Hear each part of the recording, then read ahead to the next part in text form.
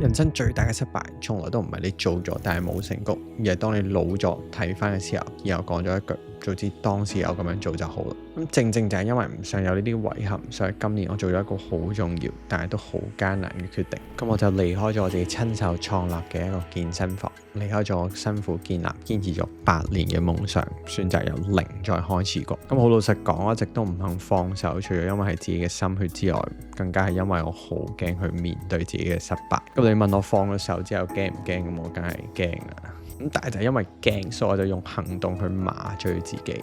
我逼自己每日都要 post 一條片，我逼自己嘗試去拍 YouTube、去錄 podcast， 甚至去香港、廣州去搞工作坊。我做咗好多我以前諗都冇諗過自己會做嘅嘢。咁但係呢個瘋狂嘅過程入邊，我反而揾翻自己嘅 passion， 我嘅熱情。我明白咗其實真正嘅失敗唔係做唔成呢件事，而係你根本冇開始去做呢件事。咁放棄咗8年咁辛苦建立嘅呢件事，好多人都會問我，其實呢8年值唔值得？甚至屋企人一直都覺得呢樣嘢只係一個興趣，係一個好無謂嘅堅持。但係外界就算覺得我呢個淨係興趣，對我嚟講呢個都係我人生最充實嘅一段時間。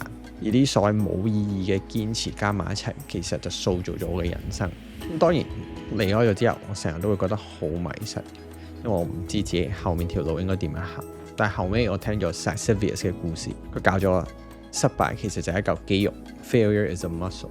我哋每次推嚿石頭上嘅時候，雖然佢會跌翻落嚟，但係當你企翻起身嘅時候，其實你會變得更加強。如果你覺得同我一樣，依家都係一個好迷失嘅階段，咁恭喜你，證明你而家行緊一條向緊上嘅斜路，亦都代表係一個你成長嘅機會。咁 Kobe 都有講過，夢想唔係一個終點，夢想係一個過程。Those times when you get up early and you work hard, those times when you stay up late and you work hard, those times when you don't feel like working, you're too tired, you don't want to push yourself, but you do it anyway. That is actually the dream. That's the dream. 所以佢哋都教識我，其實我哋唔好咁驚失敗，佢只不過係一個過程，佢唔會定義你嘅人。